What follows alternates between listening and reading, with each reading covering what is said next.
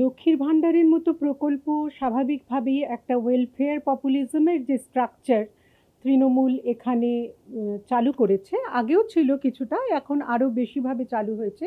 সেই প্রকল্পের একটা ডিভিডেন্ড ডেফিনেটলি তৃণমূল পেয়েছে, কিন্তু দক্ষিণবঙ্গে সেটা ডিভিডেন্ড পেয়েছে তৃণমূল অনেক বেশি এই নির্বাচনে। তার একটা কারণ আমার মনে হয় যে উত্তরবঙ্গে চিরকালই তৃণমূলের সংগঠন অনেক দুর্বল, দক্ষিণবঙ্গের ক্ষেত্রে তৃণমূলের সংগঠন অনেক বেশি শক্তিশালী। ফলে সরকারি প্রকল্পের যে সুবিধা সেটাকে ভোটে ট্রান্সলেট করবার ক্ষেত্রে যে মেশিনারি, সাংগঠনিক মেশিনারি কাজ করে, সেইটা উত্তরবঙ্গে অতটা কাজ করেনি যেটা দক্ষিণবঙ্গের ক্ষেত্রে কাজ করেছে। এটা একটা দিক। আমরা উত্তরবঙ্গের ক্ষেত্রে আরেকটা জিনিস আমার কাছে মনে হয়, যেটা ভোটের বিশ্লেষণের পর পুরো বুথ ভিত্তিক সমীক্ষা আসার পর আরও স্পষ্ট হবে, কিন্তু সেটা মনে হয় যে উত্তরবঙ্গের জনজাতিদের ভোট অনেকটাই ঝুঁকে রয়েছে বিজেপির দিকে। বিজেপির পাল্লা সেখানে ভারী অনেকটাই। যেমন আমরা অনেক ক্ষেত্রেই দেখেছি বিগত নির্বাচনগুলোর ক্ষেত্রে দার্জিলিং সিটে কখনোই তৃণমূল কিন্তু ক্ষমতায় আসতে পারেনি। যত রকমের রাজনৈতিক কৌশলই ব্যবহার করা হোক না কেন, সেখানে কিন্তু জাতিসত্তার একটা প্রভাব রয়েছে।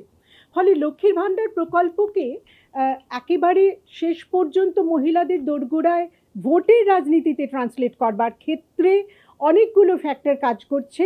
একদিকে যেমন সাংগঠনিক, 2 নম্বর হচ্ছে আইপ্যাকের যে এজেন্সি একেবারে ফিল্ড ওয়ার্ক পর্যন্ত নিয়ে গিয়েছিল, এই প্রকল্পগুলোর সুবিধাকে জনসাধারণের কাছে, ভোটারদের কাছে একেবারে ব্যক্তিগত স্তরে পৌঁছে দিয়েছিল। সেটা উত্তরবঙ্গের ক্ষেত্রে তারা কতখানি কাজ করেছিল সেটাও দেখতে হবে। যেখানে তৃণমূলের সংগঠন অনেক বেশি শক্তিশালী, সেখানে কিন্তু আইপ্যাকের মতো এজেন্সির কাজ করতেও অনেক সুবিধা হয়েছে। যদিও দলীয় তাদের অন্তর্দ্বন্দ্ব থাকা সত্ত্বেও আইপ্যাকের অনেক সুবিধা হয়েছে। সেক্ষেত্রে ভোট ব্যাংক বাক্সে যাতে এর প্রভাব পড়ে, সেই প্রভাবটাকে কাজে লাগানো, ভোটের রেজাল্টে সেটাকে ট্রান্সফর্ম করার ক্ষেত্রে। উত্তরবঙ্গে হয়তো এই ম্যাট্রিক্সটা, এইটা কাজ করেনি। উত্তরবঙ্গে বরাবরই তৃণমূলের সংগঠন দুর্বল এবং জনজাতি ভোট একটা অন্যতম কারণ বলে আমার মনে হয়।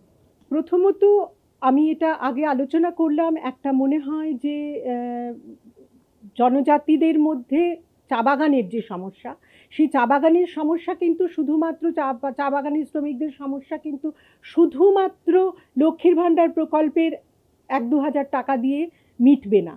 চা শ্রমিকদের সমস্যাটা বহুদিনের, এবং চা বাগান কেন্দ্রিক অর্থনীতির ক্ষেত্রে তাদের যে অসম্ভব অভাব, সেই অভাব পরিপূরণ করবার ক্ষেত্রে আমরা তৃণমূল সরকার প্রচুর এর আগেও প্রতিশ্রুতি দিলেও সেই প্রতিশ্রুতি পালন করতে ব্যর্থ হয়েছে।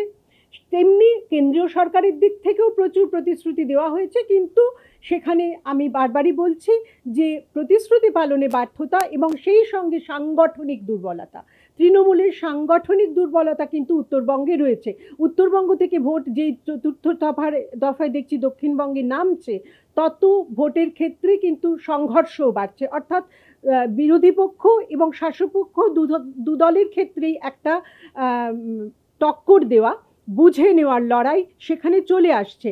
উত্তরবঙ্গের রাজনীতিটা অনেকটাই আলাদা দক্ষিণবঙ্গের ক্ষেত্রে। মেয়েদের ভোটের ক্ষেত্রে কতটা লক্ষ্মীর ভাণ্ডার প্রভাব ফেলেছে সেটা আরও হয়তো বুথ ভিত্তিক সমীক্ষার রেজাল্ট যদি আমরা পর পাই, তখন আরও বিশ্লেষণ করা যাবে, এবং ফিল্ড ওয়ার্কের ক্ষেত্রে সেটা আরও বিশ্লেষণ করা যাবে। এবং এক্ষেত্রে স্বাভাবিকভাবে আমার মনে হয় একটা দীর্ঘকালীন জনসমর্থন, যেটা বিজেপির দিকে পাল্লা ঝুঁকে রয়েছে উত্তরবঙ্গে, দক্ষিণবঙ্গে যেটা অনেক কম, সেটা একটা মূল কারণ।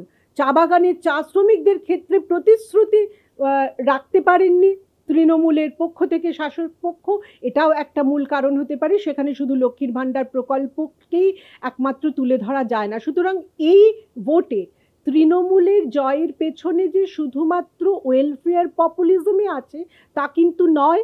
আরেকটা দিকে ভোট কাটাকাটির রাজনীতি, বিরোধী পক্ষের ভোট ভাগ হওয়া।